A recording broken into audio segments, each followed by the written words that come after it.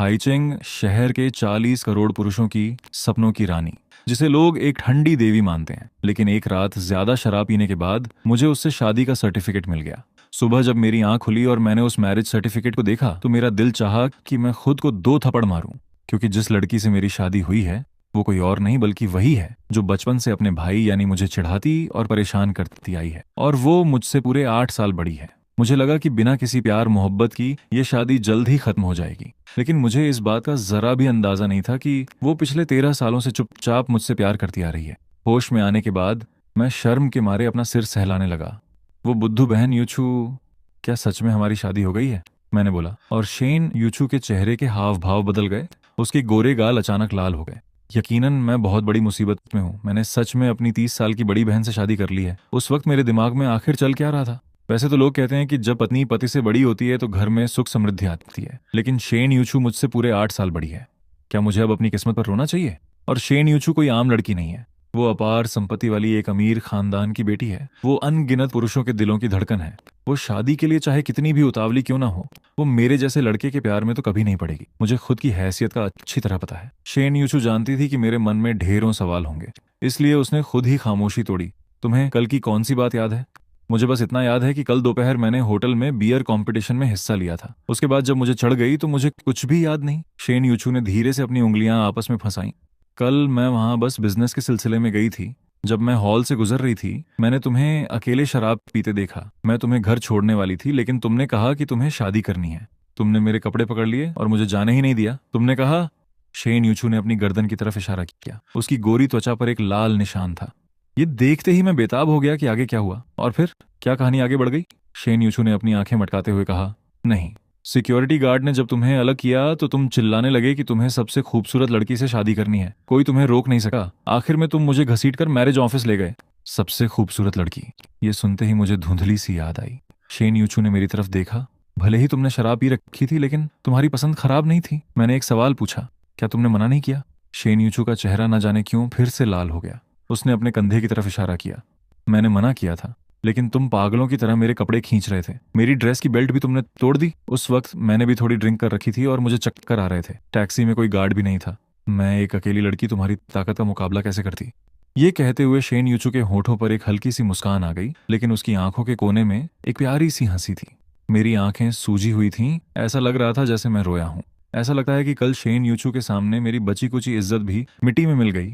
I am so sorry यूचू दीदी, ये सब मेरी गलती है। मैं नशे में था और मैंने तुम्हें किस भी कर दिया। तुम मुझे मार सकती हो, डांट सकती हो, यहाँ तक कि तुम मेरे पापा को भी बता सकती हो ताकि वो मेरी पिटाई करें। शराब सच में बहुत बुरी चीज है, लेकिन ज्यादा पीने के बाद एक पत्नी मिल जाना भी कम बात नहीं है। और वो पत्नी कोई और नहीं, मेरी बचपन की शेन दीदी है। शेन यूचू ने अपने कंधे उचकाए। उसके खूबसूरत चेहरे पर थोड़ी बेबसी दिखाई दी। जो होना था वो हो गया। अब अहम बात यह है कि इसका सॉल्यूशन क्या है। क्या तुम मेरी जिम्मेदारी उठाओगे या फिर मैं तुम्हारे पापा से कहूं कि वो तुम्हें मेरी जिम्मेदारी लेने को कहें? जिम्मेदारी? क्या तुम मुझे पसंद करती हो? मैं सोच में पड़ गया। मैंने शेन यूचू की आंखों में छिपी वो मुस्कान देखी। तब मुझे एहसास हुआ कि यूचू दीदी बस मजाक कर रही हैं। हाँ, सही बात है। यूचू दीदी के पीछे तो लड़कों की लाइन लगी रहती है। उन्हें मेरे जैसे इंसान की क्या जरूरत? चलो डिवोर्स ले लेते हैं।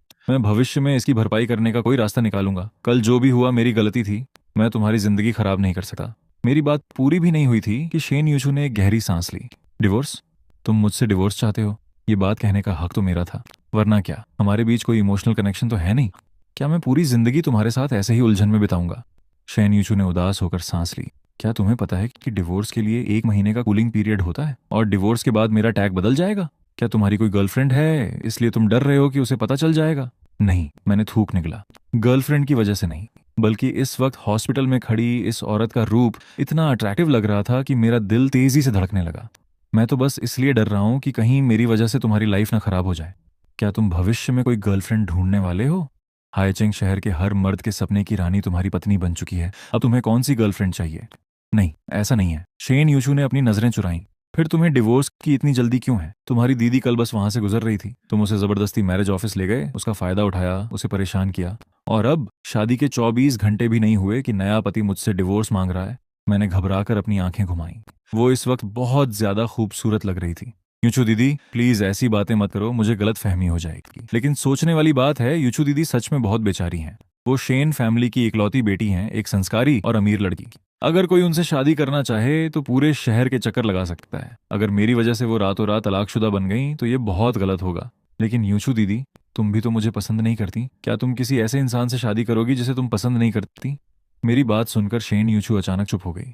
मुझे नहीं पता कि मैं किस बात का इंतजार कर रहा था, लेकिन मेरी धड़कनें अचानक तेज हो गईं। अगले ही पल शेन यूचू ने अपने होठों पर जी फेरी और बोली, अगर मैं कहूं कि मैं तुम्हें पसंद करती हूं तो? ये सुनते ही मेरा दिमाग पूरी तरह ब्लैंक हो गया। ये क्या बकवास है? यूचू दीदी ने कहा कि वो मुझे पसंद करती हैं। मैं नर्वस हो गया और मैंने थूक निकला, क्या तुम सीरियस हो? शेन यूचू अचानक खिलखिलाकर हंस पड़ी। उसकी ये हंसी फूलों के खिलने जैसी थी, जिसने एक पल में मेरे दिमाग के सारे डर मिटा दिए। मैंने तुमसे झूठ बोला, लेकिन जब तक तुम्हें कोई अपनी पसंद की लड़की नहीं मिल जाती तब तक हम शादीशुदा होने का नाटक कर सकते हैं। वैसे भी मैरिज सर्टिफिकेट तो बन ही चुका है। अगर अभी डिवोर्स के लिए अप्लाई भी करेंगे तब भी 30 दिन का कूलिंग पीरियड रहेगा। तो क्यों ना हम तब तक साथ रहकर देखें। मेरे दादाजी काफी टाइम से मुझ पर शादी का प्रेशर बना रहे हैं, मेरी जान खाने पर तुले हैं। बस अपनी दीदी पर एक एहसान समझकर ये कर लो, ओके? शेन यूचू की आंखों में एक अजीब सी चमक थी। उसके दिमाग में अपना ही प्लान चल रहा था। अगर 1 महीने बाद भी कोई फीलिंग्स नहीं आई तो हम डिवोर्स ले लेंगे। मैं हैरान रह गया। नाटक करने की बात तो ठीक थी, लेकिन मुझे पता था कि गलती मेरी ही है। आखिर शराब के नशे में लड़की को खींचकर शादी करने वाला मैं ही था। लेकिन अचानक 8 साल बड़ी दीदी को पत्नी मान लेना थोड़ा अजीब लग रहा था। बाथरूम में शेन यूचू अचानक मेरे करीब आई। एक भीनी सी खुशबू मेरी सांसों में भर गई। इससे पहले कि मैं संभल पाता उसने मेरा हाथ पकड़ा और बाहर ले आई। चलो, आज मैं तुम्हारे साथ ही रहूंगी। घर जाकर फैमिली को संभालते हैं। कार बहुत जल्दी शेन फैमिली के बंगले के दरवाजे पर पहुंच गई। मैंने आसपास का माहौल देखा। शेन यूचू के पापा का गंभीर चेहरा मेरे दिमाग में घूम गया और मेरा शरीर डर के मारे पीछे हटने लगा। इतनी जल्दी सास ससुर से मिलना पड़ेगा? जब कल सर्टिफिकेट बनवा रहे थे तब तो डर नहीं लग रहा था। शेन यूचू को हंसी आ गई। उसके लाल होठों पर एक प्यारी सी मुस्कान आ गई। कल जो लड़का शराब के नशे में शेर बन रहा था वो आज इतना सहमा हुआ लग रहा था। दीदी, अब कल की बात भूल भी जाओ ना। कल की पागलों जैसी हरकत याद करके मेरा मन कर रहा था कि मैं किसी दूसरे प्लेनेट पर चला जाऊं। जब हम दरवाजे पर पहुंचे तो शेन यूचू थोड़ी झुकी और रुक गई। उसने लाल चेहरे के साथ मेरी तरफ देखा। क्या हम थोड़े और करीब आ सकते हैं? मैं चौंक गया। तब मैंने ध्यान दिया कि मेरी आदत के मुताबिक मैं हमेशा उसकी पीठ के पीछे छिपकर चल रहा था, एक छोटे बच्चे की तरह। आखिरकार अब हम हस्बैंड वाइफ हैं। अगर हम अजनबियों की तरह चलेंगे तो दादाजी तुरंत पकड़ लेंगे। क्यों ना हम थोड़े और क्लोज दिखें? जैसे ही उसकी बात खत्म हुई, शेन यूचू ने बिना सोचे समझे मेरी बाहों को थाम लिया। उस टच ने मुझे अंदर तक हिला दिया और मेरा चेहरा मारे शर्म के लाल हो गया। शेन यूचू ने मेरे गाल को छुआ और धीरे से मुस्कुराई। छोटे नवाब तो ऐसे कह रहे थे जैसे उन्हें अपनी दीदी में कोई इंटरेस्ट ही नहीं है। दादाजी, मैं वापस आ गई हूँ। शेन यूचू मुझे हाथ पकड़कर दरवाजे के अंदर ले गई। नीचे हॉल में कोई नहीं था, लेकिन सेकंड फ्लोर से कुछ आवाजें आ रही थीं। नीचे की आवाज सुनकर ऊपर स्टडी रूम का दरवाजा तुरंत खुला और एक बुजुर्ग की कड़क आवाज गूंजी। तुम्हारे अंदर वापस आने की हिम्मत कैसे हुई? कहाँ है मेरा पोता बहू? तुमने तो कहा था कि तुम्हें कोई पसंद आ गया है। तुमने कहा था कि तुम सालों से किसी से प्यार करती हो। इतना टाइम हो गया। यूचू, मैं तुम्हें आखिरी बार बोल रहा हूँ, अगर तुम इस हफ्ते अपने पति को घर नहीं लाई तो इस घर में कदम मत रखना। दादाजी की आवाज सुनते ही मेरा दिल दहल गया, लेकिन मुझे हंसी भी आई। दादाजी आज भी बिल्कुल वैसे ही कड़क हैं जैसे सालों पहले थे। हमारे दोनों परिवारों के बीच बहुत पुराने और गहरे रिश्ते थे। दोनों दादाजी एक साथ जंग के मैदान में लड़े थे। इसलिए भले ही शेन फैमिली बाद में बहुत अमीर हो गई, फिर भी दोनों परिवारों का मिलना जुलना जारी रहा। लेकिन मेरे दादाजी के गुजरने के बाद धीरे धीरे परिवारों में दूरी आ गई थी। दीदी ने झूठ नहीं बोला था। तुमने सच में मेरी जान बचा ली। मैंने शेन यूचू की तरफ देखा। यूचू दीदी, दादाजी जिस इंसान की बात कर रहे थे वो कौन है जिसे तुम सालों से पसंद करती हो? शेन यूचू ने आंख मारकर मुस्कुराया। छोटे जनाब, तुम्हें इतनी जल्दी जलन होने लगी? जाहिर है वो एक झूठ था, और अगर कोई हुआ भी तो अब तुम मेरे हस्बैंड हो। तुम्हें किस बात की चिंता है? चुप रहो, अब मुझसे और बर्दाश्त नहीं होता। मुझे समझ नहीं आ रहा था कि मुझे अजीब क्यों लग रहा था। शेन यूचू ने इस बात पर ध्यान नहीं दिया और मुझे खींचकर ऊपर स्टडी रूम में ले गई। दादाजी, मैं आपके पोते बहू को ले आई हूँ। आप तो अपना गुस्सा थूकिए। पोते बहू शब्द सुनते ही बूढ़े दादाजी ने अपना सिर ऐसे उठाया जैसे उनमें नई ताकत आ गई हो। मैं थोड़ा शर्मिंदा था और यूचू दीदी के पीछे छिपना चाहता था, लेकिन शेन यूचू की हाइट और पर्सनैलिटी इतनी शानदार थी कि मैं 6 फीट का इंसान भी उसके पीछे छिप नहीं पा रहा था। ये पोता बहू तो बड़ा शर्मीला निकला। एक पल के लिए मुझे लगा जैसे मैं पहली बार अपने इन लॉज से मिल रहा हूँ। नमस्ते शेन दादाजी, बहुत टाइम बाद मिले। थैंक यू आन, तुम? अरे यहाँ आओ, दादाजी को देखने दो। कितना टाइम हो गया तुम्हें देखे हुए? देखते ही देखते तुम कितने लंबे हो गए हो। पिछली बार जब मिले थे तब तुम अपनी दीदी की हाइट के थे। यहाँ दीदी से उनका मतलब शेन यूचू ही था। आखिरकार दोनों बड़े बुजुर्ग हम दोनों को भाई बहन जैसा ही मानते थे। ऊपर से हमारी उम्र में 8 साल का गैप था। जंग के मैदान में साथ रहने वाले उन दोनों बुजुर्गों ने भी कभी हमारी शादी का नहीं सोचा था। किसको पता था कि एक रात की शराब के बाद मेरी दीदी ही मेरी वाइफ बन जाएगी। ये सोचकर ही मुझे शर्म आ रही थी। फिर दादाजी ने शेन यूचू के पीछे देखा। कोई नहीं है? कहाँ है मेरा पोता बहू? तभी उनकी नजर हम दोनों के जुड़े हुए हाथों पर पड़ी। शेन यूचू वहीं खड़ी रही और उसने थोड़ा डरते हुए पूछा, दादाजी, जिस पोते बहू को मैं लाई हूँ, मेरा मतलब फेंक युआन से ही है। क्या तुम मुझसे मजाक कर रही हो? हाँ, जिसे मैं सालों से पसंद करती हूँ वो फेंक युआन ही है। शेन यूचू बहुत शांत होकर बोली। शेन दादाजी गुस्से से लाल हो गए। तुम्हें क्या लगता है मैं बूढ़ा हो गया हूँ और मेरा दिमाग खराब हो गया है? तुम दोनों तो भाई बहन जैसे हो। तुम दोनों इतने करीब कब आए? क्या तुम मुझे बेवकूफ बना रही हो? मुझे बेवकूफ बनाने के लिए तुम्हें अपने छोटे भाई का इस्तेमाल नहीं करना चाहिए था। मैंने मन ही मन सोचा। शेन यूचू, इस नौटंकी की कोई जरूरत नहीं थी। मुझे भी पता था कि शेन यूचू क्या सोच रही है। आज से पहले अगर मैं कहता कि मेरे मन में शेन यूचू के लिए कोई फीलिंग्स नहीं है तो वो झूठ होता। एक खूबसूरत और मैच्योर औरत के सामने कोई भी मर्द पिघल सकता है, फिर वो तो इतनी टैलेंटेड भी है। फेंक युआन, तुम बताओ, क्या तुम्हारी दीदी तुम्हें जबरदस्ती यहाँ मुझे बेवकूफ बनाने के लिए लाई है? दादाजी की आंखें बहुत तेज थीं, वो सब समझ सकते थे। मैं उस वक्त बहुत घबरा गया और पीछे हटने लगा। अगर तुम सच नहीं बताओगी तो रहने दो। इसी बीच शेन यूचू ने अपनी भौहें समेटी। दादाजी, मैंने आपसे झूठ नहीं बोला। हम दोनों ने कल ही शादी का सर्टिफिकेट बनवाया है। इसीलिए मैं आज फेंक युआन को आपसे मिलाने लाई हूँ। मुझे लगा कि आप एकदम से एक्सेप्ट नहीं कर पाएंगे, इसलिए मैं धीरे धीरे बताने वाली थी, लेकिन आप ही बहुत जल्दी में थे। दादाजी की आंखें फटी की फटी रह गईं। क्या कहा? Marriage certificate? तुम दोनों बच्चों ने सर्टिफिकेट भी बनवा लिया?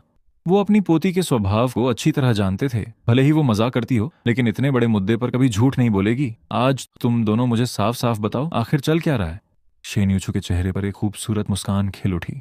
मैंने आपको पहले नहीं बताया, लेकिन सच तो ये है कि मैं इन सालों से फेंक युआन से ही प्यार करती आई हूँ। मेरे दिल में उसके अलावा किसी और मर्द की जगह नहीं है, इसलिए मैं किसी ब्लाइंड डेट पर नहीं जाऊंगी।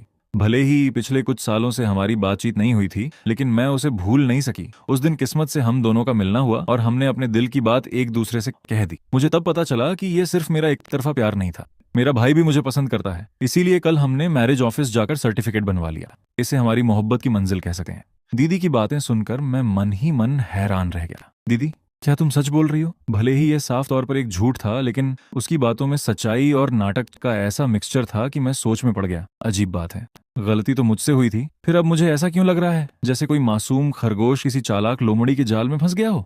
और मैंने तो कभी ऐसी कहानी सुनी ही नहीं थी। मुझे ये सब याद क्यों नहीं आ रहा? फेंक युआन, क्या तुम्हारी यूचू दीदी जो कह रही है वो सच है? शेन दादाजी के चेहरे के एक्सप्रेशंस देकर लगा कि उन्हें यह सब बहुत अचानक लगा है। इस इन्फॉर्मेशन को पचा पाना उनके लिए आसान नहीं था। मेरे पास सिर हिलाकर झूठ में हाँ मिलाने के अलावा कोई ऑप्शन नहीं था। हाँ, ये सच है। दरअसल मैं भी यूचू दीदी को हमेशा से पसंद करता आया हूँ। जब मैंने उन्हें पहली बार देखा था तभी से मुझे उनसे प्यार हो गया था।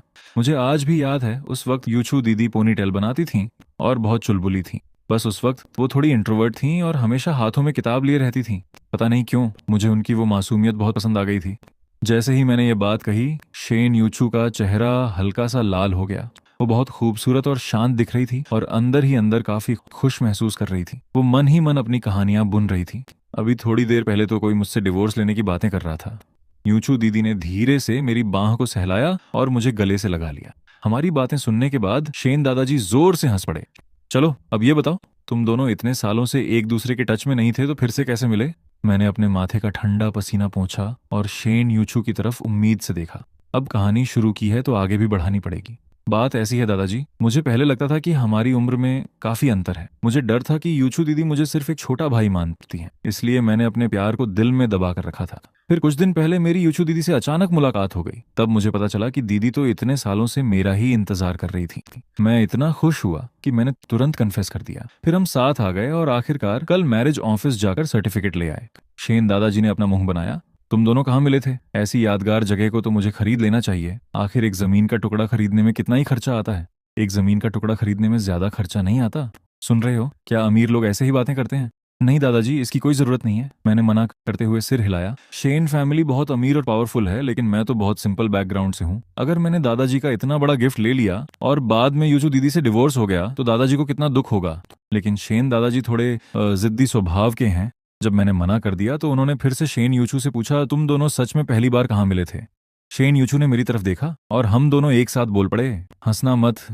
हम दोनों को एक साथ एक ही बात बोलते देकर शेन दादाजी की मुस्कान चेहरे पर ही जम गई। अगले ही पल हम दोनों फिर से एक साथ बोल पड़े। हंसना मत, मैं बताता हूँ। अरे यार, हम दोनों के बीच इतनी जबरदस्त ट्यूनिंग कहाँ से आ गई? कम से कम शेन यूचू का रिएक्शन बहुत तेज था। उसने तुरंत बात संभाली। बात ऐसी है दादाजी, उस दिन मैं फेंक युआन की यूनिवर्सिटी गई थी अपने एक फ्रेंड से मिलने। वहीं मेरी मुलाकात इससे हो गई। फिर हमने रात को एक होटल में साथ जाने का प्लान बनाया। बस यही बात है। दादाजी ने सिर हिलाया। शेन यूचू की बात में दम लग रहा था। दोनों बड़े बुजुर्ग हमेशा से यही सोचते आए थे कि हम दोनों भाई बहन की तरह हैं, इसलिए किसी ने कभी इस एंगल से सोचा ही नहीं था। तुम दोनों एक दूसरे से प्यार करते थे तो पहले बताना चाहिए था ना। बेकार में ही मैं शेन यूचू के लिए ब्लाइंड डेट्स अरेंज कर रहा था। एक दूसरे को बचपन से जानना ही सबसे बेस्ट ऑप्शन होता है। अगले ही पल दादाजी ने मेरी तरफ देखा और पूछा, तुम्हारी यूनिवर्सिटी का नाम क्या है? क्या वहाँ के प्रिंसिपल से कांटेक्ट करने का कोई तरीका है? होटल तो मिनटों में खरीदा जा सकता है, लेकिन यूनिवर्सिटी के लिए किसी से बात करनी पड़ेगी। ये सुनकर मेरे चेहरे पर एक बेबस मुस्कान आ गई। प्लीज इतना शो ऑफ मत कीजिए। मुझे पता है आपकी फैमिली पूरे हाइचिंग शहर में सबसे अमीर है, लेकिन जाहिर है ये सब मैं सिर्फ अपने मन में ही सोच सकता था। तभी दादाजी ने रहस्यमयी नजरों से मेरे सिर की तरफ देखा और पूछा, अब जब तुम दोनों की शादी हो ही चुकी है तो क्या तुम दोनों के बीच। उन्होंने अपने हाथों की उंगलियों से इशारा करते हुए पूछा। हम दोनों अब कोई छोटे बच्चे नहीं थे, इसलिए ये इशारा समझते ही हम दोनों का चेहरा लाल हो गया। मैंने हल्की सी खांसी की। अगर ये खबर बाहर फैल गई तो शेन यूचू के चाहने वाले ही मुझे कच्चा चबा जाएंगे। नहीं, अभी ऐसा कुछ नहीं हुआ है। फेंग युआन, क्या तुम्हें कोई प्रॉब्लम है? दादाजी ने तुम्हें बचपन से बढ़ते हुए देखा है, तुम्हें अपने बच्चे जैसा मानते हैं। जो भी बात है साफ साफ बताओ, शर्माने की जरूरत नहीं है। दादाजी की सीधी नजरें मुझ पर टिकी थीं। मेरा चेहरा शर्म से काला पड़ गया।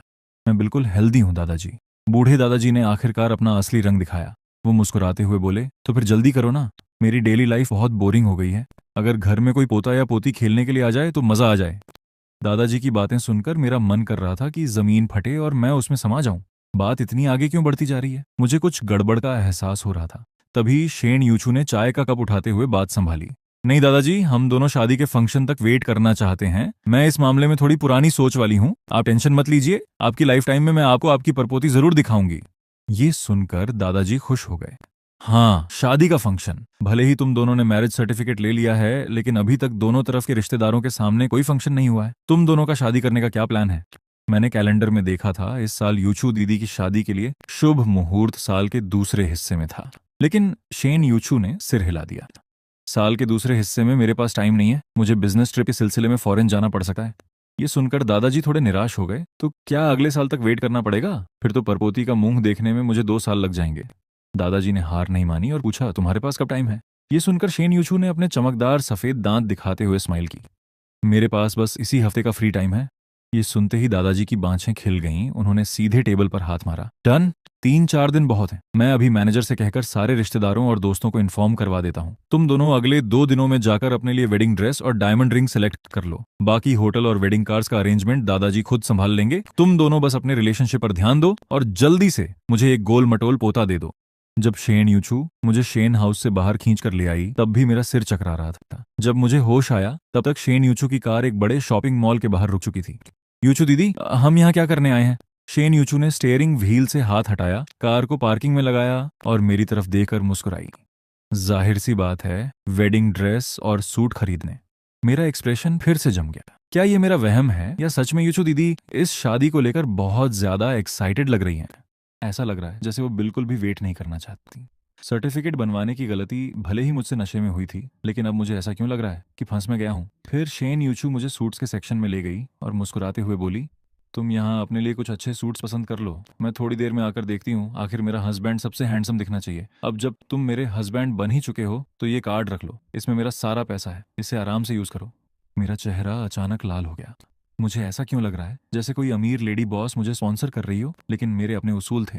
थैंक यू दीदी, लेकिन मैं अपने पैसे खुद कमा सका हूँ। मेरे पास पॉकेट मनी काफी है, मैं आपका कार्ड नहीं ले सका। ये सुनकर शेन यूचू मुस्कुराई।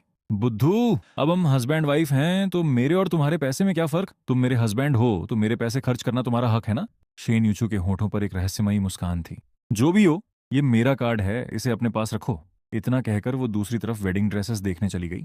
मैं सूट्स की शॉप में घूमने लगा। वहां के 2 सेल्समैन के बताए मुताबिक मैंने 7-8 सूट्स शॉर्टलिस्ट कर लिए जो मुझे अच्छे लग रहे थे। मैं उन्हें ट्राई करने ही वाला था कि अचानक दूर से एक हैरान करने वाली आवाज आई, फेंग युआन, तुम यहाँ क्या कर रहे हो? मैंने मुड़कर देखा तो एक लड़का और लड़की हाथ में हाथ डाले शॉप में एंटर कर रहे थे। वो मेरी एक्स गर्लफ्रेंड लिन शिहान और उसका नया बॉयफ्रेंड लू चेन थे। हमारा ब्रेकअप कल ही हुआ था और आज ही वो दोनों सड़क पर हाथ पकड़कर घूम रहे थे। वाह, क्या जोड़ी है! अरे फेंग युआन, तुम यहाँ कैसे? लू चेन ने लिन शिहान को और करीब खींचते हुए अपना हक जताया और मेरी तरफ देखकर मुस्कुराया। उनकी यह हरकत देखकर मुझे उल्टी आने लगी। मैं बस जल्द से जल्द वहां से निकलना चाहता था। हम तीनों एक ही कॉलेज में साथ पढ़ते थे। लिन शिहान उस वक्त स्टूडेंट यूनियन में थी। वो पूरे दिन लुचेन के साथ घूमती रहती थी। मैंने उसे कई बार समझाया था, लेकिन लिन शिहान हमेशा बहाने बनाती थी कि स्टूडेंट यूनियन का प्रेसिडेंट होने के नाते लुचेन उसे काम सिखाता है, इसलिए वो साथ रहते हैं। और बाद में जो होना था वही हुआ। कॉलेज पास आउट होने के बाद ये लड़की लुचेन के पीछे पीछे उसकी कंपनी तक पहुंच गई। वहां भी इन दोनों का बॉस और एम्प्लॉय वाला रिश्ता चलता रहा और ये दिन रात साथ रहने लगे। 2 दिन पहले मैंने खुद अपनी आंखों से इन दोनों को एक कॉफी शॉप में किस करते हुए रंगे हाथों पकड़ा था। इसी गम में मैं कल होटल में ज्यादा पीकर धुत हो गया था। मुझे क्या पता था कि मेरे साथ इतना बड़ा कांड हो जाएगा। और आज किस्मत देखिए, पेई यूचू वेडिंग ड्रेस पहने मुझे इन्हीं दोनों के सामने ले आई। मैंने गुस्से में भौहें सिकोड़ी। आज घर से निकलते वक्त लगता है मैंने ग्रह नक्षत्र नहीं देखे थे जो इन दोनों से पाला पड़ गया। तुमने क्या कहा? लिन शिहान का चेहरा गुस्से से पीला पड़ गया। फेंक युआन, अगर तुम अपनी औकात नहीं संभाल सकते तो दूसरों को दोष मत दो। हर किसी को एक बेहतर लाइफ चुनने का हक है। वैसे भी लुचेन के साथ रहकर ही मैं खुश रह सकती हूँ। तुम यहाँ के कपड़े बस देख सकते हो, इन्हें खरीदने में तुम्हारी आधी जिंदगी निकल जाएगी। मैं तुम्हें याद दिला दूं, जिन आदमियों के पास पैसा नहीं होता उन्हें ऐसी हाई फाई जगहों पर नहीं आना चाहिए। शियान कोई ऐसी वैसी लड़की नहीं है जिसे तुम अफोर्ड कर सको। मैं यहाँ कपड़े खरीदूं या ना खरीदूं, इससे तुम्हारा क्या लेना देना? क्या तुम पूरे शहर के ठेकेदार हो जो इतना चौड़ा होकर बोल रहे हो? मैंने बिना डरे करारा जवाब दिया और रैक से कपड़े चुनना जारी रखा। मेरी ये बेफिक्री देकर लिन शियान चिढ़ गई। लिन शियान कॉलेज के दिनों में काफी पॉपुलर हुआ करती थी। भले ही ब्रेकअप उसने खुद किया था, लेकिन मेरी तरफ से कोई रोना धोना न देखकर उसकी ईगो हर्ट हो रही थी। वो चाहती थी कि मैं उसके पैर पकड़ूं, गिड़गिड़ाऊं और फिर वो मुझे लात मारकर भगाए। लिन शिहान मेरे रास्ते में आकर खड़ी हो गई। आइंदा ऐसी हाई क्लास जगहों पर मत आना।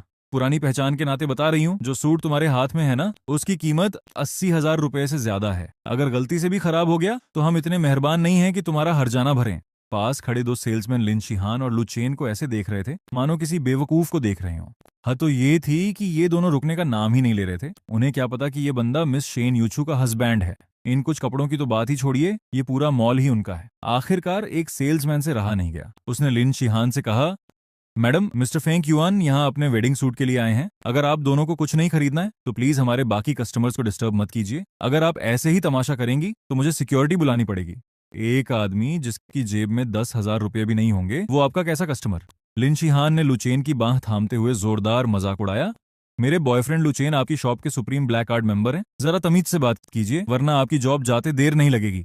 ठीक उसी वक्त दूर से एक ठंडी और रोबीली आवाज गूंजी, सिक्योरिटी, कुछ लोग मेरे हस्बैंड को परेशान कर रहे हैं, इन्हें तुरंत बाहर फेंकिए। शेन यूचू सफेद रंग की बेहद खूबसूरत वेडिंग ड्रेस पहने सामने खड़ी थी। उसकी सादगी और निखार ऐसा था जैसे हर मर्द का सपना सच हो गया हो। अगले ही पल शेन यूचू मेरे पास आई और मुस्कुराकर बोली, हस्बैंड, क्या ये ड्रेस मुझ पर अच्छी लग रही है? उसकी आवाज सुनते ही मेरे रोंगटे खड़े हो गए। बहुत खूबसूरत लग रही हो। तभी थोड़ी दूर खड़ा लुचेन बीच में बोल पड़ा, फेंक युआन तुम्हारा हस्बैंड है? वो शेन यूचू को देखकर हैरान था। उसे लगा कि उसने इस औरत को कहीं देखा है। दूसरी तरफ लिन शिहान ने तंज कसते हुए ठाका लगाया, ओहो, तो तुम फेंक युआन की वाइफ हो? फेंक युआन, तुम्हारी स्पीड तो बहुत तेज निकली। मुझसे ब्रेकअप हुए अभी 24 घंटे भी नहीं हुए और तुमने एक नई पत्नी भी ढूंढ ली। तभी सोचूं तुम्हें कोई दुख क्यों नहीं हुआ। वैसे मैडम, आपकी चॉइस इतनी घटिया कैसे हो सकती है? फेंक युआन जैसे नकारे आदमी को तो कोई मुड़कर भी ना देखे, आपको इसमें क्या दिख गया? अगले ही पल एक जोरदार थप्पड़ की गूंज पूरी दुकान में सन्नाटा खींच गई। मुझे ये पूरी सूट्स की दुकान ही खाली करानी है। अगर एक शब्द और बोला तो अभी के अभी बाहर फेंकवा दूंगी। लिन शिहान अपने गाल पर हाथ रखे हकी बकी रह गई। लुचेन, इसने मुझे थप्पड़ मारा, तुम चुपचाप खड़े देख रहे हो, कुछ करो। लुचेन कुछ बोल पाता उससे पहले ही सिक्योरिटी गार्ड्स की पूरी टीम ने दरवाजे को घेर लिया। लिन शिहान ने कभी ऐसा मंजर नहीं देखा था। वो डर के मारे कांपने लगी। सिक्योरिटी कैप्टन ने आगे बढ़कर पूछा, क्या मैटर है मिस शेन? कौन बखेड़ा खड़ा कर रहा है? मैं और मेरे हस्बैंड यहाँ अपने कपड़े पसंद कर रहे थे और ये औरत मेरे हस्बैंड से बदतमीजी कर रही है। इन्हें पुलिस स्टेशन भेजो और कहो कि ये पब्लिक प्लेस में शांति भंग कर रहे थे। ये सुनते ही 3 से 4 गार्ड्स लुचेन और लिन शिहान की तरफ बढ़े। लिन शिहान का चेहरा डर से सफेद पड़ गया। मुझे हाथ मत लगाना, मेरा बॉयफ्रेंड इस मॉल का वीआईपी मेंबर है। तुमने सोचा भी है कि मुझे हाथ लगाने का क्या अंजाम होगा? लुचेन, इन्हें अपना वीआईपी कार्ड दिखाओ। लुचेन ने घबराते हुए अपनी जेब से कार्ड निकाला और गार्ड को दिया। मैं सच में इस मॉल का सुपर वीआईपी हूँ। भले ही ये लेडी भी वीआईपी हो, लेकिन इन्हें मुझे बाहर निकालने का कोई हक नहीं है। शेन यूचू ने वो कार्ड हाथ में लिया और पलक झपकाते ही उसके 2 टुकड़े कर दिए। अब से तुम्हारी ये मेंबरशिप खत्म। लिन शिहान गुस्से से चीखी, तुम्हारी हिम्मत कैसे हुई ऐसा करने की? सुंदर हो तो क्या कुछ भी करोगी? मैं तुम पर केस करूंगी। मैं मॉल के मालिक से कहकर तुम्हें ब्लैकलिस्ट करवाऊंगी। ये सुप्रीम ब्लैक कार्ड 10 लाख रुपए खर्च करने के बाद मिलता है। ये हमारी हैसियत की पहचान है। केस करोगी? मॉल के मालिक से कहकर ब्लैकलिस्ट करवाओगी? शेन यूचू एक ठंडी मुस्कान के साथ आगे बढ़ी। कान खोलकर सुन लो, मैं फेंग युआन की वाइफ हूँ और मेरा नाम शेन यूचू है। अब समझ आया या पूरा मॉल खरीद कर समझाऊं? गार्ड्स उन दोनों को घसीटते हुए बाहर ले गए। क्या वो शेन यूचू है, हाइचिंग शहर के सबसे अमीर खानदान की बेटी? लुचेन और लिन शिहान के होश उड़ चुके थे। दुकान में फिर से शांति छा गई। यूचू दीदी, तुम अभी बहुत कूल लग रही थी, मैंने थूक निगलते हुए कहा। शेन यूचू ने मेरे गाल खींचे और मुस्कुराकर पूछा, क्या वही तुम्हारी एक्स गर्लफ्रेंड लिन शिहान थी? कुछ खास नहीं दिखती। वैसे तुम दोनों का रिश्ता किस लेवल तक पहुंचा था? क्या अपनी दीदी को बताओगे? मैं बहुत क्यूरियस हूँ। मैं थोड़ा हका बका रह गया और शेन यूचू को देखने लगा। समझ नहीं आ रहा था कि क्या बोलूं। शेन यूचू की आंखें थोड़ी झुक गईं और उसकी आवाज धीमी हो गई। क्या तुमने उसका हाथ पकड़ा था? क्या किस किया था? या बात उससे भी आगे? अरे नहीं दीदी, तुम क्या सोच रही हो? मैंने तुरंत सिर हिलाया। लिन शिहान हमेशा मुझे नीचा दिखाती थी, वो मेरे साथ आगे कैसे बढ़ सकती थी? 3 साल के कॉलेज में हद से हद सिर्फ हाथ पकड़ा था। ये सुनते ही शेन यूचू के चेहरे की मायूसी गायब हो गई और उसकी आंखें चमक उठीं। वो तुरंत मेरे कान के पास आई और फुसफुसाकर बोली, 3 साल में सिर्फ हाथ पकड़ा, कहीं तुम में कोई खराबी तो नहीं? एक अजीब सी सिहरन मेरे सिर से लेकर पैर तक दौड़ गई। यूचू दीदी प्लीज, ये पब्लिक प्लेस है, थोड़ा ध्यान रखो। शेन यूचू मुस्कुराई। अच्छा बताओ, तुम्हें अपनी ये दीदी ज्यादा पसंद है या वो लिन शिहान? ये भी कोई पूछने की बात है? जाहिर है तुम। मैंने मन ही मन सोचा, इतनी खूबसूरत और अमीर दीदी के सामने मैं खुद को कब तक संभाल पाऊंगा, मुझे नहीं पता। वैसे यूचू दीदी, तुम्हें लिन शिहान के बारे में कैसे पता चला? मैंने तो कभी उसका नाम नहीं लिया। शेन यूचू के चेहरे के एक्सप्रेशन अचानक बदले। ओहो, पोल खुलने वाली थी, लेकिन उसने तुरंत बहाना बना लिया। वो दरअसल कल जब तुम होटल में नशे में धुत थे तो बार बार उसी का नाम चिल्ला रहे थे। क्या मैं नशे में उसका नाम ले रहा था? सोचकर ही मुझे शर्म आ गई। यूचू दीदी, क्या हम एक डील कर सकते हैं? कल रात होटल में जो हुआ उसे भूल जाओ, मुझे सच में शर्म आ रही है। ठीक है, शैन यूचू बोली, लेकिन सच बताना, क्या तुम्हारे और उसके बीच सच में कुछ नहीं हुआ? कल रात तो तुम कह रहे थे कि तुम दोनों लिव इन में रहते थे। बाप रे, मैंने नशे में ये सब भी बोल दिया था। मैंने कसम खाई कि आज के बाद लाइफ में कभी शराब को हाथ नहीं लगाऊंगा।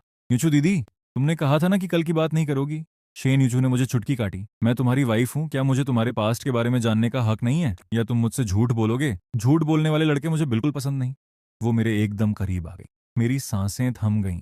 वो लिव इन इसलिए था क्योंकि लिन शिहान अकेले रेंट नहीं देना चाहती थी, तो उसने अपनी कंपनी के पास मुझे रूम रेंट पर लेने को कहा। हम दोनों अलग अलग कमरों में सोते थे। मैं घर से ही अपना राइटिंग का काम करता था और अपने पैसे खुद कमाता था। बोलते बोलते मेरी आवाज धीमी हो गई। तभी मुझे एक बहुत इंपॉर्टेंट बात याद आई। अरे रुको, मेरा लैपटॉप तो अभी भी लिन शिहान के फ्लैट पर ही है। उसी में मेरा सारा काम और कमाई का जरिया है।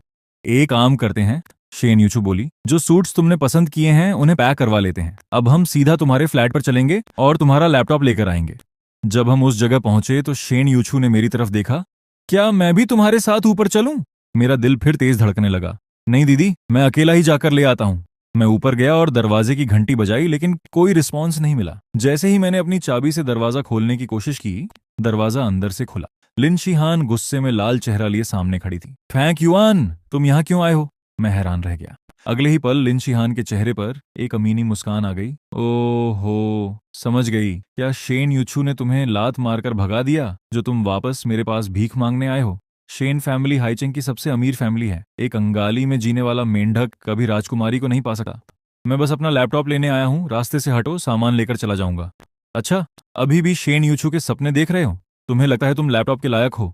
इतना कहकर लिन शिहान ने धड़ाम से दरवाजा बंद कर दिया। जब तुम यहाँ से शिफ्ट हो ही चुके हो तो तुम्हारे सामान का कचरा मुझे ही साफ करना पड़ेगा। लैपटॉप चाहिए ना? जाओ नीचे सड़क से उठा लो। अगले ही पल एक तेज धमाका हुआ। मेरा हैवी गेमिंग लैपटॉप सीधा कंक्रीट की सड़क पर आ गिरा और उसके पर खच्चे उड़ गए। मुझे इतना गुस्सा आया कि मेरी आंखों के आगे अंधेरा छा गया। तभी पीछे से 2 नरम हाथों ने मुझे संभाल लिया। लिन शिहान ने यह क्या किया? शेन यूचू ने नीचे टूटे हुए लैपटॉप को देखा। उसकी हिम्मत कैसे हुई मेरे फेंक युआन का सामान तोड़ने की? शेन यूचू के चेहरे पर एक खौफनाक मुस्कान आ गई। उसने जमीन से लैपटॉप का मदरबोर्ड उठाया। यह मुझे दो, मैं किसी से कहकर इसका डेटा रिकवर करवा दूंगी। फाइल्स की चिंता मत करो, लेकिन उसने तुम्हारा नुकसान किया है, इसका बदला तो मैं लेकर रहूंगी। तीसरी मंजिल पर पहुंचकर शेन यूचू ने दरवाजा खटखटाया। दरवाजा अंदर से लॉक था। अंदर से लिन शिहान की चिढ़ाने वाली आवाज आई। फेंग युआन, हिम्मत है तो अपनी उस नकली दीदी से कहकर मेरा कुछ बिगाड़ के दिखाओ। मैं दरवाजा नहीं खोलूंगी, तुम मेरा क्या उखाड़ लोगे? मैंने अपने दांत भींचे। यूचू दीदी छोड़ो, आज इससे बहस करने का कोई फायदा नहीं है। लिन शिहान, आज की बात मैं याद रखूंगा। चलो दीदी चलते हैं। अब दरवाजा बंद है तो हम जबरदस्ती तोड़कर अंदर थोड़े ही जाएंगे। लेकिन शेन यूचू ठंडी हंसी हंसी। हम क्यों जाएं? उसने मेरे आदमी को हाथ लगाया है, मैं उसे आज ऐसे ही नहीं छोड़ने वाली। मुझे बस 3 मिनट दो। इतना कहकर शेन यूचू अपनी हाई हील्स की खटखट आवाज के साथ नीचे चली गई। शायद वो कार से अपना फोन लेने गई थी। ठीक 3 मिनट बाद मैंने देखा कि शेन यूचू अपने साथ सेफ्टी हेलमेट पहने इंटीरियर डेकोरेशन और कंस्ट्रक्शन वाले मजदूरों की पूरी टीम लेकर ऊपर आ रही थी। पूरा कॉरिडोर लोगों से भर गया। मैंने हैरानी से अपना मुंह खोला। यूचू दीदी, ये सब क्या है? शेन यूचू की आंखों में एक शातिर चमक थी। उसने बंद दरवाजे की तरफ इशारा करते हुए कहा, इस दरवाजे को तोड़ दो इसे। शेन यूचू की बात सुनते ही कंस्ट्रक्शन के मजदूर काम में जुट गए। उन्हें इस बात से कोई फर्क नहीं पड़ रहा था कि ये मकान किसका है या ये गैर कानूनी है। वैसे भी उन्हें क्या डर, जब मिस शेन इतने ज्यादा पैसे दे रही हैं तो भला कौन मना करेगा। इमारत में ड्रिल की भयानक आवाजें गूंजने लगीं। मैं घबराकर यह सब देख रहा था। यूचू दीदी, क्या ये सब करना ठीक है? शेन यूचू ने मुस्कुराते हुए अपने होठों को सहलाया। क्यों, इसमें क्या गलत है? क्या एक वाइफ का ये फर्ज नहीं है कि वो अपने हस्बैंड की प्रॉब्लम सॉल्व करे? अगर तुम्हें कोई भी परेशानी हो तो तुम मुझसे कह सकते हो। अरे रुको, बात फिर से पटरी से उतर रही है। दीदी, ये कोई बचकानी बात नहीं है। दरवाजा खोलो और मुझे यहां से जाने दो। शेन यूचू ने हंसते हुए मेरे गाल खींचे। अगर कोई बात हो भी गई तो मैं तुम्हें बचा लूंगी, ओके?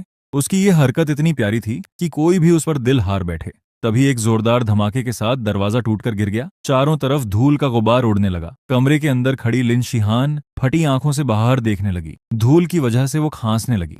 उसने सपने में भी नहीं सोचा था कि शेन यूचू सच में उसका दरवाजा तोड़वा देगी। शेन यूचू, ये घर मैंने रेंट पर लिया है। तुम गैर कानूनी तरीके से मेरे घर में घुसी हो। मैं अभी मकान मालिक को फोन करती हूँ, वो पुलिस को बुलाएगा और तुमसे पूरा हर्जाना वसूलेगा। आई एम सॉरी, शेन यूचू बोली। ये घर आज से शेन यूचू की प्रॉपर्टी है। मैं अपनी प्रॉपर्टी के साथ जो चाहे कर सकती हूँ। अगर मैं इसे पूरा ढा भी दूं तब भी तुम मेरा कुछ नहीं बिगाड़ सकी। इतना कहकर शेन यूचू ने अपने फोन की तरफ इशारा किया। अगर यकीन ना हो तो खुद मकान मालिक को फोन करके कंफर्म कर लो। ये सुनकर लिन शिहान के होश उड़ गए। मुझे भी समझ आ गया कि जब शेन यूचू अभी नीचे गई थी तो उसने अपनी सुपर पावर यानी पैसे का इस्तेमाल करके ये पूरा मकान ही खरीद लिया था। दीदी की स्पीड सच में कमाल की है। लिन शिहान का चेहरा पीला पड़ता जा रहा था। इतनी अमीर मिस शेन के सामने उसकी एक न चली। शेन यूचू ने लिन शिहान की तरफ देखा और बोली, ओ बाय द वे, मेरी फेंक युआन के साथ शादी हो चुकी है। उम्मीद है कि तुम आइंदा उसे परेशान नहीं करोगी, वरना अगली बार मैं इतनी तमीज से बात नहीं करूंगी। फिर उसने आगे कहा, फेंक युआन मेरा खजाना है। तुमने उसे खो दिया, ये तुम्हारा ही नुकसान है। 3 घंटे के अंदर इस अपार्टमेंट से अपना सामान समेटकर निकल जाओ, वरना हम कोर्ट में मिलेंगे। लिन शिहान इतना अपमान बर्दाश्त नहीं कर पाई। उसका चेहरा गुस्से से लाल हो गया और आखिरकार वो बेहोश होकर गिर पड़ी। मैं हैरान रह गया। यूचू दीदी, वो तो बेहोश हो गई, तुम्हें उस पर दया नहीं आ रही? शेन यूचू को लगा था कि फेंक युआन उसकी इस बहादुरी पर तारीफ करेगा, लेकिन ये लड़का अभी भी उस लिन शिहान की परवाह कर रहा था। शेन यूचू ने गुस्से में अपने होंठ भींचे और बोली, तो फिर तुम इस मौके का फायदा क्यों नहीं उठाते? जो काम तुम पिछले 3 सालों में नहीं कर पाए वो अब कर लो। मैं वादा करती हूँ कि किसी को नहीं बताऊंगी। क्या, ये तुम क्या कह रही हो? मेरा दिमाग घूम गया। तभी मुझे एहसास हुआ और मैंने तुरंत कहा, यूचू दीदी, क्या तुम गुस्सा हो गई? नहीं तो तुम्हें उसकी इतनी फिक्र है ना, तो क्यों ना मैं तुम्हारी मदद करूं उसे वापस पाने में, ताकि तुम अपनी वफादारी निभा सको। इतना कहकर शेन यूचू मुड़ी और अपार्टमेंट से बाहर निकल गई। मैं घबराकर उसके पीछे भागा। समझ नहीं आ रहा था कि वो अचानक इतनी चिढ़ क्यों गई। यूचू दीदी, मजाक मत करो, मुझे लिन शिहान में कोई इंटरेस्ट नहीं है। मैंने तो बस ऐसे ही कह दिया था। क्या तुम जल रही हो? शेन यूचू रुकी। उसकी बड़ी बड़ी खूबसूरत आंखें मुझ पर टिक गईं। उसने न तो हाँ कहा और न ही ना। तो फिर तुम ही बताओ, तुम्हें कौन पसंद है? मैं तुम्हारी मदद करूंगी उसे पटाने में। मैंने शेन यूचू की तरफ देखा और पूरे दिल से कहा, मुझे तो यूचू दीदी पसंद है। जैसे ही मैंने यह कहा, शेन यूचू की आंखों में एक अलग ही चमक आ गई। ठीक उसी वक्त एक हैंडसम और वेल ड्रेस्ड लड़का हमारी तरफ आया। यूचू, क्या इत्तेफाक है, तुम हमारे इस अपार्टमेंट की तरफ कब आई? तुम्हें पहले बताना चाहिए था। मैं किसी अच्छे रेस्टोरेंट में खाने की बुकिंग कर देता। उसके सूट और चाल ढाल से रईसी झलक रही थी। शेन यूचू ने उसे रूखेपन से देखा। मुझे कुछ काम था इसलिए आई थी, अब मैं जा रही हूँ। वो लड़का शेन यूचू के सामने आकर खड़ा हो गया। यूचू, हम सालों पुराने क्लासमेट्स हैं। अगर तुम इतनी एक्साइटेड नहीं भी हो तो इतना रूखा बिहेव करने की जरूरत नहीं है। अंकल शेन ने भी कहा था कि मुझे तुम्हारे साथ थोड़ा टाइम स्पेंड करना चाहिए। जब आज मुलाकात हो ही गई है तो चलो साथ में लंच करते हैं। मेरी पत्नी के सामने ही कोई उसे डेट पर बुला रहा था। यूचू दीदी सच में इतनी अट्रैक्टिव हैं कि कहीं भी उनके चाहने वाले मिल जाते हैं। मैंने हल्की सी खांसी की और आगे बढ़कर बोला, मिस्टर, मैं शेन यूचू का हस्बैंड हूँ। मुझे पता है कि यूचू दीदी बहुत अमेजिंग हैं और लोग उनकी तरफ अट्रैक्ट होते हैं, लेकिन वो शादीशुदा हैं। वो लड़का सन्न रह गया। शेन यूचू शादीशुदा? इस 20 साल के लड़के के साथ? ये कैसे पॉसिबल है? यूचू, क्या तुम मेरा टेस्ट ले रही हो? तुम अचानक शादी कैसे कर सकती हो? तुम जानती हो कि मेरे दिल में तुम्हारे लिए क्या जगह है? मेरे डैड भी हम दोनों के रिश्ते के हक में हैं। टेस्ट की ऐसी की तैसी हमारी यूचू दीदी जो चाहे कर सकती हैं। पता नहीं क्यों मुझे उस बंदे पर बहुत गुस्सा आ गया। आपको शेन अंकल का नाम लेने की जरूरत नहीं है। मैं आज सुबह ही शेन हाउस से आ रहा हूँ। मैं और यूचू दीदी लीगली मैरिड कपल्स हैं। हमारा रिश्ता कानून की नज़र में सही है। मिस्टर, अगर कोई और काम ना हो तो हम जा रहे हैं, और आइंदा किसी दूसरे की वाइफ को लंच पर इनवाइट मत करना। इस बार छोड़ रहा हूँ, अगली बार देखा तो ठीक नहीं होगा। ये कहकर मैंने शेन यूचू का हाथ पकड़ा और वहां से निकल गया। शेन यूचू चाहती थी कि मैं बस कुछ बोलकर उस मक्खी को भगा दूं, लेकिन उसने ये उम्मीद नहीं की थी कि मैं इतना पजेसिव हो जाऊंगा। एक पल के लिए शेन यूचू का दिल खुशी से झूम उठा। इसके बाद शेन यूचू मुझे जबरदस्ती उस सूट की दुकान पर ले गई जो उसने मेरे लिए खरीदा था, लेकिन मुझे नहीं पता था कि वो पीछे से कोई गेम खेल रही है। जब मैं सूट ट्राई कर रहा था, शेन यूचू ने अपने मैनेजर को फोन लगाया। मैनेजर, फेंक युआन के पुराने घर जाओ और उसका सारा सामान मेरे घर शिफ्ट कर दो। वो मन ही मन मुस्कुराई, जैसे किसी लोमड़ी की चाल कामयाब हो गई हो। थोड़ी देर में मैं सूट पहनकर बाहर आया। कहते हैं ना कि कपड़े इंसान की पर्सनैलिटी बदल देते हैं। सूट पहनते ही मेरा लुक एकदम बदल गया था।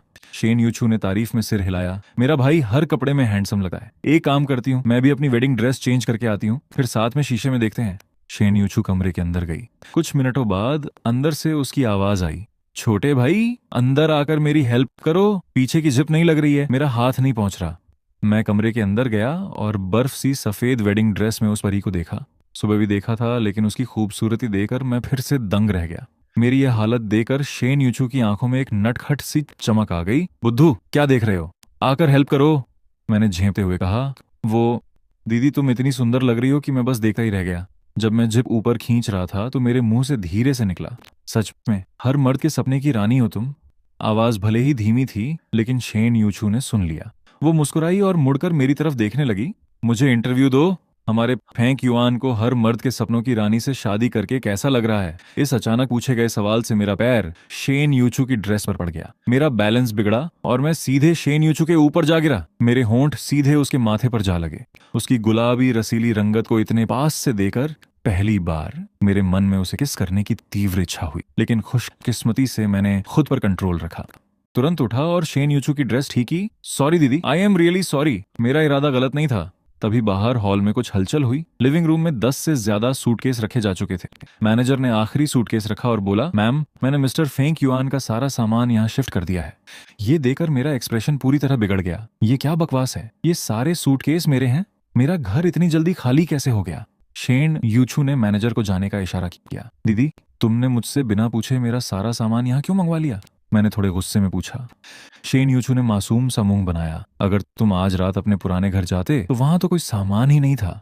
वैसे भी बार बार सामान शिफ्ट करना झंझट का काम है, इसमें क्या बुराई है? तुम फ्रेश हो जाओ और आराम करो, 12 बज चुके हैं। अरे यार छोड़ो, अब तो सामान आ ही गया है, मैंने हार मानते हुए कहा। वैसे यहाँ कोई खाली कमरा है, मैं आज रात स्टडी रूम में सो जाता हूँ। शेन यूचू के चेहरे पर एक शातिर मुस्कान आई। ठीक है, तुम आज स्टडी रूम में सो जाओ। वैसे भी दादाजी हम पर नजर रखे हुए हैं, तो देर सवेर हमें साथ रहना ही था। चलो मैं तुम्हारे कपड़े अलमारी में सेट कर देती हूँ। शेन यूचू 2 सूटकेस उठाकर बेडरूम की तरफ बढ़ने लगी। मुझे कुछ अजीब लगा, वो रास्ता तो उसके अपने बेडरूम का था। मैं तुरंत उसके पीछे भागा। यूचू दीदी, तुम मेरा सामान अपने बेडरूम में क्यों ले जा रही हो? स्टडी रूम में रख दो ना। शेन यूचू ने मुस्कुराते हुए कहा, लेकिन अलमारी तो सिर्फ मेरे बेडरूम में ही है ना, तुम अपने कपड़े ऐसे ही बाहर तो नहीं छोड़ सकते। उसने अलमारी खोली। ये समर क्लॉथ्स का सेक्शन है और ये विंटर क्लॉथ्स का। बात करते करते शेन यूचू का हाथ अलमारी के बीच वाले एक बड़े ड्रॉअर पर गया। मैंने अनजाने में पूछ लिया, यूचू दीदी इस ड्रॉअर में क्या है? ये शेन यूचू ने सस्पेंस बनाते हुए ड्रॉअर पूरा खोल दिया। देखोगे तो खुद समझ जाओगे। अगले ही पल जो मैंने देखा उसने मेरे होश उड़ा दिए। मैं किसी तरह बेडरूम से बाहर भागा। यूचू दीदी, मैं जरा मुंह धोकर खुद को शांत करके आता हूँ। रात को मैं बिस्तर पर करवटें बदलता रहा, लेकिन मुझे नींद ही नहीं आ रही थी। तभी अचानक मेरे फोन की घंटी बजी। मैसेज, सो गए क्या? ये किसी अनजान नंबर से मैसेज आया था। मैंने टाइप किया, आप कौन हैं? अभी ये 3 शब्द भेजे भी नहीं थे कि सामने वाले का एक और मैसेज आ गया। आपकी तरफ टाइपिंग दिख रहा है, इसका मतलब आप अभी सोए नहीं हैं। मुझे आपकी बहुत याद आ रही है। मुझे लगा कि शायद कोई और लड़की होगी जिसका मुझ पर क्रश है, इसलिए मैंने तुरंत रिप्लाई किया, आई एम सॉरी, मेरी शादी हो चुकी है, और साथ में अपने मैरिज सर्टिफिकेट की फोटो खींचकर भेज दी। 1 मिनट बाद ही दरवाजे पर दस्तक हुई। इससे पहले कि मैं कुछ समझ पाता, शेन यूचू ने दरवाजा धकेलकर अंदर कदम रखा। बहुत अच्छी बात है कि तुमने खुद को संभाला, लेकिन छोटे नवाब, क्या तुम अपनी दीदी को एक्सप्लेन नहीं करोगे कि तुमने मेरा नंबर इस नाम से सेव क्यों नहीं किया? उसने मेरा फोन लिया, अपना नंबर सेव किया और नाम के आगे एक प्यारा सा टैग लगा दिया। उसके बाद ही उसने मुझे जाने दिया। अगली सुबह मेरी आंख खुली ही थी कि मेरे दोस्त हे चांग का फोन आ गया। अरे भाई, हाईचिंग शहर के मर्दों की ड्रीम गर्ल को तुमने पटा लिया। सच सच बता, कौन सा जादू टोना किया है उस देवी पर? क्या ये किसी टीवी सीरियल का ड्रामा है? क्या उस अमीर घराने की लड़की को कोई बीमारी थी जिसके इलाज के लिए तुम्हें दामाद बनाया गया है? शेन फैमिली ने तुझे ढूंढ ही लिया। ड्रामा बंद कर हे चांग। यूछू दीदी ने नशे में धुत होकर मुझे मैरिज ऑफिस घसीटा था। ये सब मेरी गलती है, इसलिए मेरी रिस्पॉन्सिबिलिटी बनती है कि मैं उनका ध्यान रखूं। क्या तेरे पास दोपहर में टाइम है? मिलके बात करते हैं, ऐसे फोन पर समझ नहीं आएगा। दोपहर 2 बजे रेस्टोरेंट में हे चांग एक्साइटेड होकर बोला, गजब हो गया भाई, वो अमीर लड़की तेरी वाइफ बन गई। बता ना, तुम दोनों साथ कैसे आए? होटल में हुई उस शर्मनाक रात को याद करके मुझे सिर दर्द होने लगा, लेकिन फिर भी मैंने हिम्मत करके शादी का पूरा सच उसे बता दिया। सब सुनने के बाद हे चांग मुझे घूरता ही रह गया। तो तेरे कहने का मतलब है कि तू होटल में नशे में धुत था और तू शेन यूछू को खींचकर मैरिज ऑफिस ले गया, और सबसे मजाकिया बात यह कि मिस शेन ने तुझे रोका भी नहीं। मैंने बेबसी से कहा। यूछू दीदी को डर था कि कहीं मैं नशे में उनका सपना न तोड़ दूं, इसलिए वो चुपचाप मेरे साथ मैरिज ऑफिस चली आई। ये सुनते ही हे चांग के मुंह से निकला, इम्पॉसिबल, मैं इस बात पर बिल्कुल यकीन नहीं कर सका। तू कोई जबरदस्ती शादी के बंधन में नहीं फंसा है, इसके पीछे जरूर कोई प्लान है। मैंने अपना सिर ना में हिलाया। ऐसा नहीं हो सकता। हे चांग बिना झिझके बोला, तुझे सच में नहीं पता या तू अनजान बन रहा है? तेरी यूछू दीदी जूडो में ब्लैक बेल्ट है। क्या वो एक नशे में धुत आदमी को संभाल नहीं सकती? मैंने हल्की खांसी की। हो सकता है वो डर गई हो। हे चांग ठंडी हंसी हंसा। शेन यूछू जैसी अमीर लड़की एक नशेड़ी से डरेगी?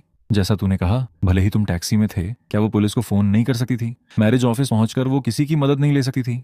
मैरिज ऑफिस जैसी जगह पर अगर वो एक बार चिल्ला देती तो 7-8 मर्द आकर तुझे उठाकर फेंक देते। और शेन यूछू इस कॉम्पिटिटिव बिजनेस वर्ल्ड में अपनी पहचान बना चुकी है। क्या वैसी औरत तेरे जैसे फ्रेशर से बेवकूफ बनेगी? फिर उसने अपनी बात बदली। मैं तुझे बताता हूँ, अगर मिस शेन को तू बेवकूफ बना सकता है तो उसकी सिर्फ एक ही वजह हो सकती है। जब तक कि ये सुनते ही मेरी धड़कनें तेज हो गई। मैंने उतावली में पूछा, जब तक कि क्या? जब तक कि वो सच में तुझसे शादी ना करना चाहती हो। तुझे इतनी सी बात समझ नहीं आ रही? मैं सन्न रह गया। हे चांग का एनालिसिस बिल्कुल सही लग रहा था, उसमें कोई लॉजिकल कमी नहीं थी। क्या सच में यूछू दीदी मुझे पसंद करती हैं? तभी हे चांग मेरी तरफ झुककर बोला, लेकिन तेरी बैंड बजने वाली है। मैंने सुना है मिस शेन कभी किसी के सामने हंसती नहीं है, वो सबके साथ बहुत कोल्ड रहती है।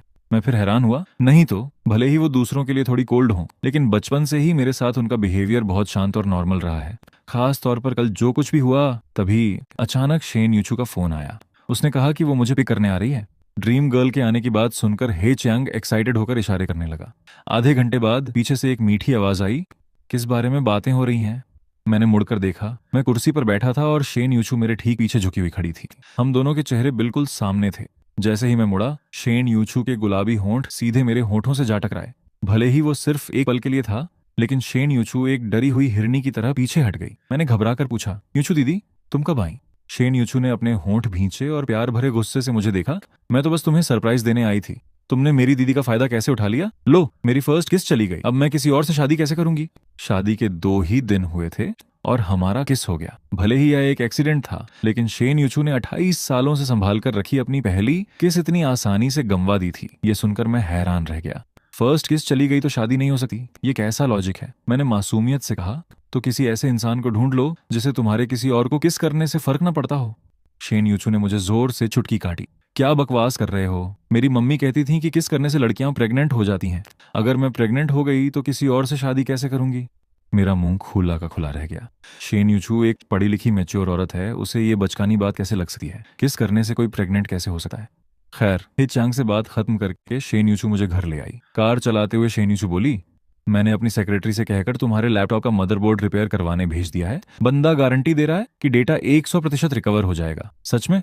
मैंने खुशी से आंखें बड़ी की हैं। थैंक यू यूछू दीदी। शेन यूछू ने मुस्कुराकर कहा, अगर थैंक यू कहना ही है तो क्या तुम्हें मुझे किसी प्यारे नाम से नहीं बुलाना चाहिए? प्यारा नाम? Thank you beautiful lady.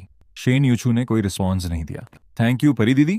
फिर भी कोई रिस्पॉन्स नहीं। मैंने अपना सिर सहलाया और अचानक मेरे दिमाग में बत्ती जली। Thank you my dear wife. Welcome my dear husband. Shen Yuchu की आंखें खुशी से चमक उठीं और उसकी आवाज में मिठास आ गई। रात को शावर लेने के बाद जब मैं स्टडी रूम में जाने लगा तो शेन यूछू ने मुझे रोक लिया। रुको, मुझे सुलाने के बाद ही जाना। शायद दोपहर में कॉफी ज्यादा पी ली थी, इसलिए नींद नहीं आ रही है। मैं चुपचाप उसके बिस्तर के पास बैठ गया। तभी मेरी नजर खिड़की की ग्रिल पर रखी 3 छोटी पीली गुड़ियों लिटिल येलो मैन पर पड़ी। यूछू दीदी, मुझे तुमसे एक बात पूछनी थी। तुम्हारे फोन के वॉलपेपर पर जो 3 पीली गुड़ियों की फोटो है, क्या वो वही है जो मैंने तुम्हें दी थी? शेन यूचू थोड़ी झिझकी, लेकिन फिर उसने खिड़की पर रखी गुड़ियों को देखा और कंफ्यूज होने का नाटक किया। छोटे भाई, तुम किस गुड़िया की बात कर रहे हो? मेरे दिल में थोड़ी निराशा हुई। यूचू दीदी, क्या तुम भूल गई? जब हम 3rd ग्रेड में थे तब मैंने और हेचांग ने मॉल में वो 3 पीली गुड़िया जीती थी। मैंने तुम्हें वो गिफ्ट की थी। शेन यूचू ने आंखें मटकाते हुए कहा। अच्छा, ऐसा कुछ हुआ था क्या? मैं तो भूल ही गई, मुझे लगा ये किसी मूवी का मर्चेंडाइज है। वैसे भी हम सालों से टच में नहीं थे ना। मुझे बहुत शर्मिंदगी महसूस हुई। मुझे लगा कि मैं फालतू में ही खुद को स्पेशल समझ रहा था। इतनी अमीर और ठंडी देवी मुझसे प्यार भला क्यों करेगी? शेन यूचू मुस्कुराई। छोटे भाई, कहीं तुम्हें ऐसा तो नहीं लग रहा था कि मैं तुम्हारे प्यार में दीवानी हूं? मेरी चोरी पकड़ी गई थी और मेरा चेहरा मारे शर्म के लाल हो गया। दीदी, मुझे नींद आ रही है, मैं सोने जा रहा हूं, तुम भी सो जाओ। इतना कहकर मैं अपनी जान बचाकर कमरे से बाहर भाग आया। उधर बेडरूम के अंदर शेन यूचू खुद से फुसफुसाकर मुस्कुराई। अच्छा हुआ कि इस छोटे नवाब को बेवकूफ बनाना इतना आसान था, वरना दीदी अपनी इज्जत कैसे बचाती? अपने से 8 साल छोटे भाई के सामने ये मानना कि वो पिछले 13 सालों से उसके प्यार में दीवानी है। अपनी ईगो को इतनी तवज्जो देने वाली शेन यूचू कभी इतना बड़ा रिस्क नहीं लेगी। कम से कम तब तक तो बिल्कुल नहीं, जब तक फेंक युआन पूरी तरह से उसके प्यार में न पड़ जाए। उसके बाद ही वो सारा सच बताएगी। आखिरकार जो चीज आसानी से मिल जाती है, मर्द उसकी कद्र नहीं करते। अगली सुबह मैं सीधे मॉल चला आया। मैं यूचू दीदी की वेडिंग ड्रेस में थोड़ा बदलाव करवाने आया था। जब मैं कल वाली सूट्स की दुकान के दरवाजे पर पहुंचा तो मैंने सेल्समैन को देखकर हल्की सी खांसी की। हेलो, मैं वही हूं जिसने कल यहां से वेडिंग ड्रेस खरीदी थी, मिस शेन का हस्बैंड। दुकानदार ने जैसे ही मुझे देखा उसके होश उड़ गए। अरे, आप मिस्टर शेन के हस्बैंड हैं? मिस्टर फेंक, आप यहाँ हैं? जल्दी करो, पूरे मॉल के मेंस क्लॉथिंग जोन में इन्फॉर्म कर दो। कल हमारी दुकान में मिस्टर फेंक का एक्सपीरियंस काफी खराब रहा था, इसलिए आज पूरा मेंस वेयर जोन पब्लिक के लिए बंद रहेगा। जब मिस्टर फेंक यहाँ से चले जाएंगे तभी बाकी दुकानों को खोला जाएगा। उसकी बात खत्म होते ही आसपास की अनगिनत दुकानों ने अपनी अपनी दुकानों के बाहर आज के लिए बिक्री बंद है के बोर्ड टांगने शुरू कर दिए। मैंने तुरंत मना करते हुए कहा, अरे अरे रुकिए, आप लोग नॉर्मल बिजनेस चालू रखिए ना। वैसे भी मैं यहाँ कोई कपड़े खरीदने नहीं आया हूँ, बस यूचू दीदी की वेडिंग ड्रेस में कुछ चेंज करवाने आया हूँ। ये सुनकर सेल्समैन को पूरी बात समझ आ गई और उसने सिर हिलाया। जब मैंने खुद ही मना कर दिया था तो वो भी मुझसे ज्यादा जबरदस्ती नहीं कर सकती थी। ठीक उसी वक्त एक अय्याश और अमीर लड़के की घमंडी आवाज मेरे कानों में पड़ी। बेझिझक जो पसंद आए चुन लो। तुम्हें आम तौर पर इतने हाई एंड शॉपिंग मॉल में आने का मौका कहाँ मिलता है, लेकिन ये मेरी होने वाली भाभी की दुकान है। तुम इसे अपना ही घर समझो। रईसाना कपड़ों में लिपटा एक अमीर बाप का बेटा 3-4 लड़कियों को अपने साथ लिए उसी तरफ चला आ रहा था। लड़कियां उसे घेर कर चल रही थीं और उसकी झूठी तारीफें कर रही थीं। लड़के के चेहरे से साफ पता चल रहा था कि उसे इस चापलूसी में कितना मजा आ रहा था। मैंने एक नजर में ही अपनी आंखें फेर लीं और चुपचाप यूचू दीदी की ड्रेस सही होने का इंतजार करने लगा। लेकिन 2-3 मिनट बाद ही पास वाली दुकान से किसी के चिल्लाने की जोरदार आवाजें आने लगीं। तुझे शर्म नहीं आती? मैंने कहा ना कि सामान मुझे दे दो, मेरी भाभी सब संभाल लेंगी। क्या तू इस मॉल में काम नहीं करना चाहती? तेरी इतनी हिम्मत कि तू मेरी बात टाले। तभी एक लेडी सेल्स पर्सन की सहमी हुई आवाज गूंजी। जी शाओ, जी शाओ, आपके दोस्तों ने जो सामान उठाया है वो बहुत कीमती है, खासकर ये इटर्नल हार्ट वाला हार। ये हमारी दुकान की शान है और इसकी कीमत 10 लाख युआन है। पिछली बार भी जब आपने इसे महंगा कहा था तो मिस शेन ने साफ हिदायत दी थी कि हम आपकी बातों पर ध्यान न दें। क्या मैं मिस शेन को फोन करके पूछ लूं? मेरी बात अभी खत्म नहीं हुई है। उस आवारा लड़के का चिल्लाना और तेज हो गया। शेन यूचू मेरे जी परिवार की बहू है। वो आज नहीं तो कल मेरे बड़े भाई की औरत बनेगी। उसकी हर चीज हमारे जी परिवार की है। तेरी हिम्मत कैसे हुई मुझे मना करने की? तभी ज्वेलरी स्टोर का मैनेजर उस सेल्स गर्ल के बचाव में आगे आया। जी शाओ, बात यह है कि मिस शेन के हस्बैंड भी आज मॉल में ही मौजूद हैं। क्यों ना आप उनसे बात कर लें? अगर मिस्टर फेंक इजाजत दे देंगे तो आप ये गहने ले जा सकते हैं। जी बोशियाओ, जी बॉक्सियाओ। ये सुनकर अचानक सन्न रह गया। उसे शायद खबर ही नहीं थी कि शेन यूचू की शादी हो चुकी है, लेकिन अगले ही पल वो गुस्से से तिलमिला उठा। क्या बकवास कर रही हो? पूरे हाईचेंग शहर में किसकी इतनी मजाल जो मेरे भाई की औरत पर डोरे डाले? अगर दम है तो बुलाओ उस फेंक को मेरे सामने। जब कोई आपके सामने इतनी गुंडागर्दी करे तो चुप रहना नामुमकिन हो जाता है। चाहे यूचू दीदी के साथ मेरा रिश्ता अभी पूरी तरह सुलझा ना हो, लेकिन कागजों पर हम पति पत्नी हैं। मैं तुरंत खड़ा हुआ और आगे बढ़ा। मैं फेंक युआन हूं और शेन यूचू का हस्बैंड। इसी बीच जी बोशियाओ के पीछे खड़ी एक लड़की नखरे दिखाते हुए बोली, बोशियाओ, क्या इस लड़के को भी ये ज्वेलरी पसंद आ गई है? ये सुनते ही जी बोशियाओ ढिठाई से हंसा। फिक्र मत करो जान, जो तुम्हें पसंद है वो तुम्हें ही मिलेगा। फिर उसने मेरी तरफ नीच निगाहों से देखा। अबे लड़के, तू कहां से टपक पड़ा? शेन यूचू तेरी बीवी कब से बन गई? तूने हमारे जी ब्रदर्स का नाम नहीं सुना क्या? मेरे भाई जी बोदा की औरत छीनने की कोशिश कर रहा है, अंजाम सोचा है तूने? सच कहूं तो मैंने कभी जी ब्रदर्स का नाम नहीं सुना। मैंने शांत रहकर कहा, और अगर तुम्हें ज्वेलरी चाहिए तो अपने कार्ड से पेमेंट करो, अगर हिसाब करना है तो कैश में करो। 21वीं सदी में इस तरह की सीनाजोरी और डकैती गैर कानूनी है। मेरी बात सुनते ही आसपास खड़े बाकी दुकानदारों ने तालियां बजाना शुरू कर दिया। कुछ लोग तो अपनी हंसी नहीं रोक पाए। सब लोग उस घमंडी लड़के की हेकड़ी निकलते देख रहे थे। जी बो शियाओ ने खुद को संभालते हुए आंखें मटकाईं। तू किस खानदान से है? किसी खानदान से नहीं। जी बो शियाओ का पारा 7वें आसमान पर पहुंच गया। तुझे पता भी है कि मेरे भाई और शेन यूचू का क्या रिश्ता है? तू इस झंझट में क्यों टांग अड़ा रहा है? मैंने फिर सिर हिलाया। मुझे नहीं पता। सच कहूं तो मैं सालों से यूचू के टच में नहीं था। मुझे इन सब बातों का कोई आइडिया नहीं है। मेरी बैकग्राउंड जानकर जी बोशियाओ का डर खत्म हो गया। वो शेखी बघारते हुए बोला, शेन यूचू और मेरे भाई का रिश्ता दोनों परिवारों की मर्जी से तय हुआ था। ये हाई सोसाइटी का रिश्ता है। तू तो कुछ भी नहीं जानता, फिर क्यों अपनी टांग अड़ा रहा है? उसके पीछे खड़ी लड़कियां भी जोर जोर से हंसने लगीं। जी बोशियाओ ने अकड़कर सेल्स गर्ल से कहा, सुना तुमने? चुपचाप ये गहने पैक करो। ज्वेलरी स्टोर का मैनेजर बेबसी से मेरी तरफ देखने लगा। मिस्टर फिंक, अब हम क्या करें? आप पुलिस को फोन कीजिए, मैंने साफ शब्दों में कहा। भविष्य में यूचू और इसके भाई का जो भी रिश्ता रहा हो, लेकिन आज वो मेरी बीवी है, और जैसा उसने पहले कहा था, आज इस दुकान से एक भी चीज बिना पेमेंट के बाहर नहीं जाएगी। जी बोशियाओ का घमंडी चेहरा पल भर में फट पड़ गया। पुलिस के आते ही उसका खेल खत्म हो जाता। अबे लड़के, याद रखूंगा तुझे। रुक तू, मेरे भाई को आने दे, वही तेरा इलाज करेगा। इतना कहकर वो गुस्से में पैर पटके हुए जाने लगा और बड़बड़ाने लगा, मैं अभी भाई को फोन करता हूँ और उस शेन यूचू का असली चेहरा दिखाता हूँ। उसकी बात सुनकर मेरा चेहरा गंभीर हो गया। रुक जा। जी बोशियाओ रुका और कुटिलता से मुस्कुराया। क्यों, डर गया? अब पछताने से क्या फायदा? मेरे भाई को पता चलेगा तो तू बचेगा नहीं। गलत फहमी में मत रहो, मैंने ठंडे स्वर में कहा। मैंने बस ये कहा था कि तुम ज्वेलरी नहीं ले जा सकते। मैंने ये नहीं कहा कि तुम यहाँ से भाग सकते हो। गार्ड्स को बुलाओ और इन उपद्रवियों को रोको। जी बोशियाओ के साथ आई लड़की घबरा गई। बोशियाओ, ये क्या हो रहा है? ये लड़का क्या कर रहा है? जी बोशियाओ ने दांत भींचकर मुझसे कहा, तू रुक। आज मैं अपने भाई से कहकर तुझे ऐसा सबक सिखाऊंगा कि तू याद रखेगा। तेरी इस हरकत का वीडियो बनवाकर इंटरनेट पर डालूंगा। उसकी बकवास खत्म भी नहीं हुई थी कि मैं एक झटके में उसके सामने पहुंच गया और एक जोरदार थप्पड़ उसके गाल पर जड़ दिया। तमाचा। जी बोशियाओ ने अपना गाल पकड़ लिया। तेरी इतनी हिम्मत, तूने मुझे मारा? तूने मेरी बीवी का अपमान किया है। ये तो सिर्फ एक शुरुआत है। मैंने अपने हाथ की कलाई घुमाते हुए कहा, अभी सब लोगों के सामने यूचू दीदी से माफी मांग, वरना अगले थप्पड़ के लिए तैयार रह। जी बोशियाओ के साथ आई लड़कियां डर के मारे पीछे हट गईं। आज न तो उन्हें ज्वेलरी मिली और ऊपर से बेइज्जती अलग हो गई। जी बोशियाओ ने खिसियाकर कहा, मैंने तो बस शेन यूचू के बारे में 2 बातें ही कही थीं। तू इतना भड़क गया? मैं तुझे बता रहा हूँ, कल जब मेरा भाई आएगा तो वो शेन यूचू को ऐसा सबक सिखाएगा कि तू देखता रह जाएगा। जो थप्पड़ तूने मुझे मारा है, उसका बदला मेरा भाई शेन यूचू से लेगा। ये सुनकर मेरा खून खोल उठा। मैं आगे बढ़ा और दाएं बाएं से थप्पड़ों की बरसात कर दी। चटाक चटाक। पलक झपकते ही जी बोशियाओ का चेहरा सूजकर गुब्बारे जैसा हो गया। उसकी आंखों में खौफ साफ दिखने लगा। वो पीछे हटते हटते लगभग जमीन पर गिर पड़ा। वो कांपती उंगली से मेरी तरफ इशारा करके चिल्लाया, तू पागल हो गया है क्या? शेन यूचू का ये पालतू कुत्ता पागल हो गया है।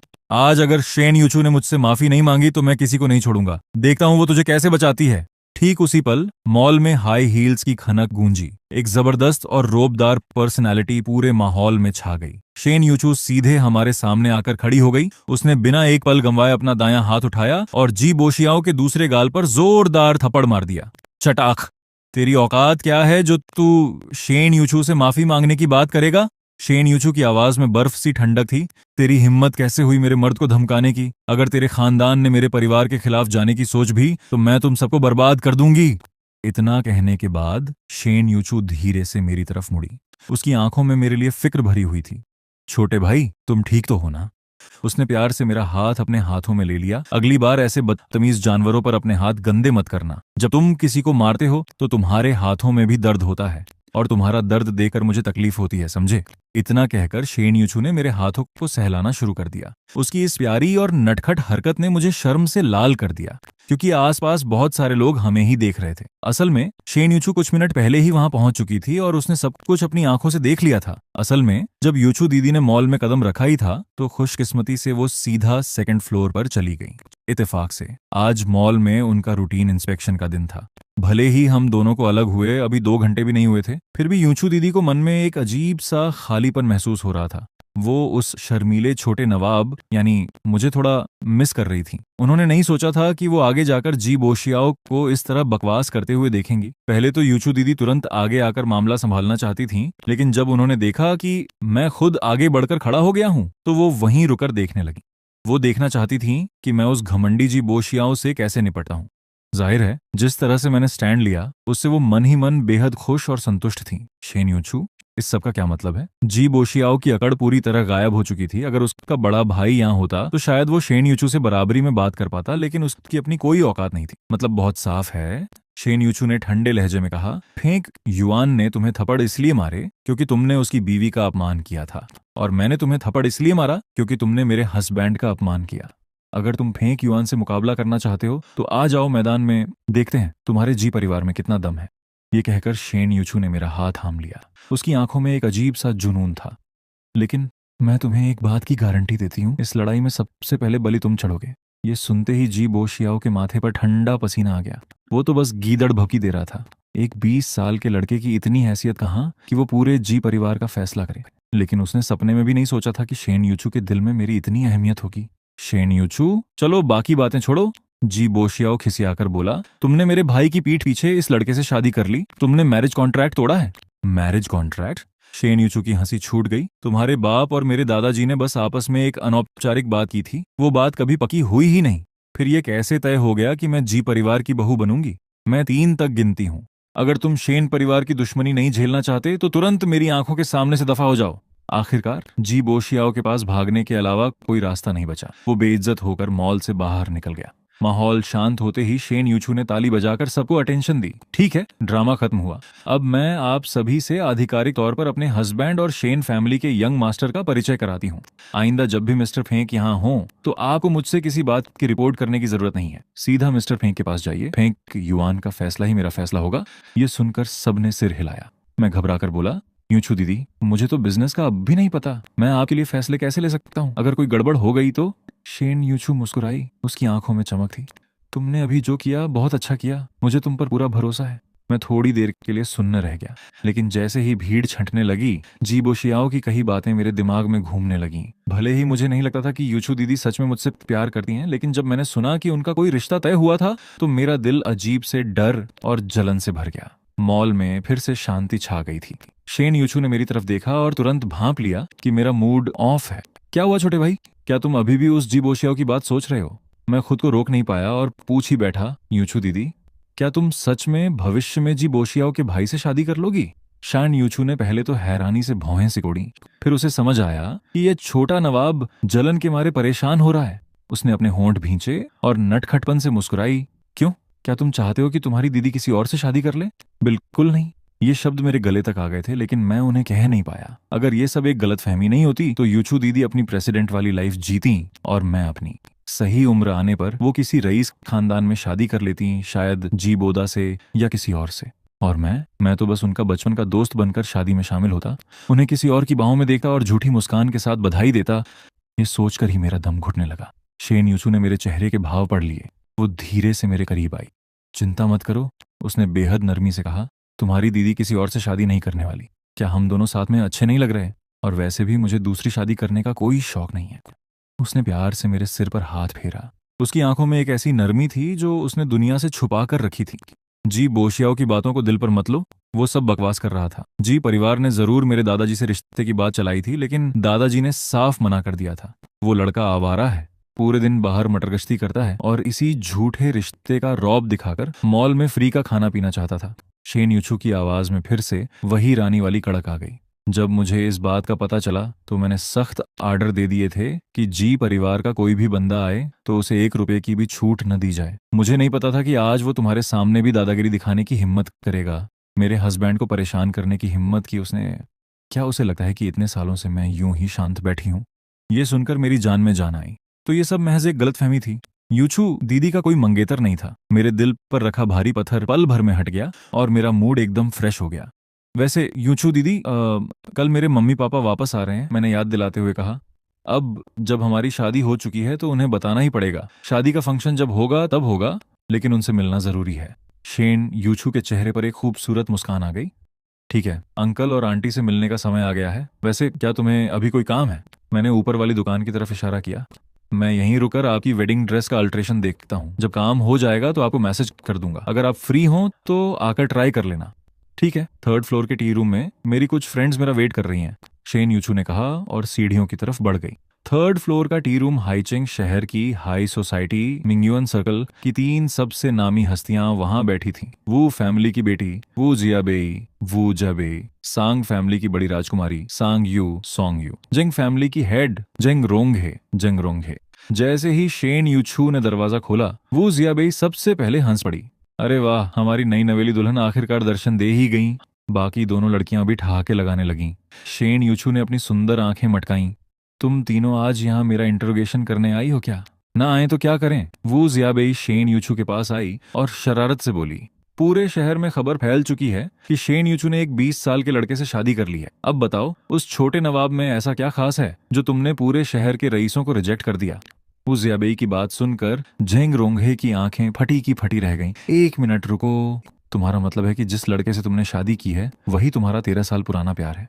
वही लड़का जिसके बारे में तुम कभी रो रो कर कहती थी कि अगर वो तुम्हें नहीं मिला तो तुम कभी शादी नहीं करोगी? शेन यूचू ने कुछ कहा नहीं, बस उसकी आंखों की नटखट मुस्कान ने सब कुछ बयां कर दिया। तीनों सहेलियों ने एक गहरा सांस लिया। वो जियाबेई तो अवाक रह गई। हे भगवान, ये कोई जल्दबाजी में की गई शादी, फ्लैश मैरिज नहीं है। ये तो 13 साल के इंतजार का हसीन अंजाम है। तभी शेन यूचू के फोन पर एक वॉइस मैसेज आया। उसने मैसेज प्ले किया तो मेरी आवाज गूंजी। यूचू दीदी, आपकी वेडिंग ड्रेस सही हो गई है। क्या आप नीचे आकर इसे ट्राई करना चाहेंगी? वाह मिस शेन, क्या बात है। वो जियाबेई ने चुटकी ली। दिन रात इतना प्यारा और मीठा बोलने वाला हस्बैंड आपके सामने रहे तो भला कोई दिल कैसे संभाल सकता है? शेन यूचू शालीनता से उठी और अपनी ड्रेस ठीक करते हुए शान से बोली, ठीक है लड़कियों, अब रात 9 बजे के बाद मुझे फोन मत करना। मुझे घर जाकर अपने हस्बैंड को टाइम देना होता है। और हाँ, अगले हफ्ते हमारी शादी में ब्राइड्समेड बनना मत भूलना। अगली सुबह मैं और यूचू दीदी अपने नए नवेले शादीशुदा जीवन की शुरुआत कर रहे थे। मैं मुंह धोकर बाहर निकला ही था कि बेडरूम से यूचू दीदी की आवाज आई। छोटे भाई, मुझे मेरी ब्लैक सिल्क जुराबें नहीं मिल रही हैं, ड्रॉअर से नई निकाल कर दे दो ना। मैंने लिविंग रूम के ड्रॉअर से जुराबों का नया पैकेट निकाला और बेडरूम के दरवाजे पर खड़ा हो गया। समझ नहीं आ रहा था कि अंदर जाऊं या नहीं। तभी अंदर से आवाज आई, जल्दी आओ, मुझे मीटिंग के लिए देर हो रही है। मैंने हिम्मत जुटाई और अंदर कदम रखा। शेन यूचू बेड के किनारे बैठी थी। उसकी खूबसूरत गोरी टांगें बाहर थीं। एक बेहद मैच्योर और आकर्षक नजारा। मेरी सांसें एक पल के लिए थम गईं। थैंक यू छोटे भाई, क्यों ना तुम ही मुझे ये पहना दो, उसने जानबूझकर प्यार भरे अंदाज में कहा।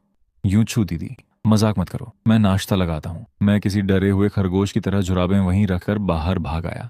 पीछे से उसकी खिलखिलाती हंसी गूंजी। छोटे नवाब, अभी भी शर्माते हो? नाश्ते के बाद हम सीधे हाईचिंग एयरपोर्ट पहुंचे। आज मेरे मम्मी पापा विदेश से वापस लौट रहे थे। जैसे ही वो सामान लेकर बाहर आए, शेन यूचू सबसे पहले आगे बढ़ी। अंकल फेंक, आंटी रन, आप आखिरकार वापस आ गए। अरे यूचू, मेरी मम्मी ने खुशी से उसका हाथ थाम लिया। 2 साल हो गए, तुम तो और भी खूबसूरत हो गई हो। तुम्हारे दादाजी कैसे हैं? मेरे पापा ने मुस्कुराते हुए कहा। यूचू, तुम तो अब पूरे शेन ग्रुप की बॉस हो। इतनी बिजी रहती हो फिर भी फेंक युआन के साथ हमें पिक करने आ गई। मैं साइड में खड़ा घबरा रहा था। तभी शेन यूचू ने मेरा हाथ अपने हाथों में थाम लिया और बड़े नाज से बोली, अंकल आंटी, असल में फेंक युआन और मैंने शादी कर ली है। अब से मैं आपके फेंक परिवार की बहू हूँ। क्या? मेरे मम्मी पापा के पैरों तले जमीन खिसक गई। पापा ने मुझे घूरते हुए कहा, अबे नालायक, तूने ऐसा क्या जादू कर दिया यूचू पर? इतनी प्यारी लड़की तुझे पसंद आ गई। इसके बाद हम चारों शेन हाउस पहुंचे, जहां दादाजी मिस्टर शेन पहले से ही हमारा इंतजार कर रहे थे। बातचीत के दौरान दादाजी भावुक होकर बोले, फेंक भाई, सच कहूं तो मैं हमेशा से चाहता था कि तुम्हारे परिवार से मेरा नाता जुड़े। मुझे लगा था बच्चों की किस्मत में शायद यह नहीं है, लेकिन आखिरकार ये दोनों एक हो ही गए। मेरी मम्मी हंसते हुए बोली, हाँ, फेंक युआन बचपन में बहुत सीधा था। दादाजी, आपको याद है जब ये पहली बार शेन हाउस आया था तो इसने क्या किया था? पहली बार? मुझे कुछ याद नहीं आ रहा था। शेन यूचू ने अचानक जोर जोर से खांसना शुरू कर दिया और मेरे कान में फुसफुसाकर बोली, चुपचाप सुनो, बोलना मत। मम्मी ने हंसते हुए बताया, ये लड़का पता नहीं कौन सी परियों की कहानी सुनकर आया था। दोपहर में जब यूचू सो रही थी तो किसी ने इससे कह दिया कि उसकी छोटी बहन प्यास से मर रही है। बस फिर क्या था, ये छोटा सा पानी का फव्वारा वाटर पॉट लेकर गया और यूचू के चेहरे पर पानी छिड़कने लगा और चिल्लाने लगा, छोटी बहन उठो, मैं तुम्हें पानी पिलाऊंगा। पूरे डाइनिंग रूम में ठहाके गूंज उठे, यहाँ तक कि दादाजी भी हंस पड़े। मैं शर्म से पानी पानी हो गया और जमीन में गड़ने लगा। शेन यूचू का चेहरा भी शर्म से लाल हो चुका था और वो मुझे घूर रही थी। तभी दरवाजे से शेन यूचू की छोटी बहन शेनशियू अंदर आई। हम दोनों को साथ देकर उसकी आंखें फटी की फटी रह गईं। दीदी, क्या तुमने सच में फेंक युआन से शादी कर ली? शेनशु का चेहरा उतर गया। भले ही फेंक युआन एक अच्छा लड़का है, लेकिन तुमने तो कहा था ना कि तुम उस इंसान से शादी करोगी जो 13 सालों से तुम्हारे दिल में बसा है। मैं सन्न रह गया। शेन यूचू ने प्यार से मेरा हाथ पकड़ा और अपनी बहन से बोली, शिव, क्या तुमने नहीं सुना कि जोड़ियां आसमान में बनती हैं? जिस इंसान का मैं 13 सालों से इंतजार कर रही थी, वो हमेशा से मेरे पास ही था। उस पल मुझे समझ आया कि जो कुछ भी हुआ वो महज इत्तेफाक नहीं था, बल्कि एक बहुत ही खूबसूरती से प्लान की गई मोहब्बत थी। लेकिन किसी बड़े घराने की शादी इतनी आसान नहीं होती। शादी से ठीक एक हफ्ते पहले जी परिवार का बड़ा बेटा जीबोदा वापस आ गया। एक दिन जब मैं और यूचू दीदी अपने मॉल का मुआयना कर रहे थे, तो जीबोदा अपने बॉडीगार्ड्स के साथ हमारा रास्ता रोकर खड़ा हो गया। यूचू, क्या ये कोई मजाक है? जीबोदा ने मुझे नीच नजरों से देखा। तुम हमारे परिवारों के बिजनेस बॉन्ड से बचने के लिए इस मामूली लड़के के साथ शादी का नाटक कर रही हो? लड़के, अगर अक्ल है तो यहाँ से दफा हो जा। तू शेन फैमिली का स्टेटस नहीं संभाल पाएगा। शेन यूचू भड़कने ही वाली थी कि मैंने उसे पीछे किया और एक कदम आगे बढ़ाया। मिस्टर जी, मैंने शांत लेकिन कड़े शब्दों में कहा, पहली बात, ये कोई नाटक नहीं है, ये हमारा लीगल मैरिज सर्टिफिकेट है। दूसरी बात, यूचू कोई सामान या सौदा नहीं है जिसे आप बिजनेस में इस्तेमाल करें। वो एक आजाद इंसान है। और रही बात मेरे स्टेटस की, तो मुझे ये साबित करने की जरूरत नहीं है, बस इतना काफी है कि मेरे पास उसका दिल है। बहुत बढ़िया, बड़ा गुरूर है तुझमें। जी बोदा ठंडी हंसी हंसा और अपने आदमियों को लेकर चला गया। उसके जाने के बाद शेन यूचू ने फिक्र से मेरा हाथ पकड़ा। फेंक युआन, जी परिवार बहुत पहुंच वाला है, मुझे डर है कि वो तुम्हें नुकसान न पहुंचाए। मैंने उसका हाथ सहलाया। चिंता मत करो, मैं एक राइटर हूं। भले ही मेरे पास उसके जितने पैसे ना हों, लेकिन मेरे पास अपना हुनर है।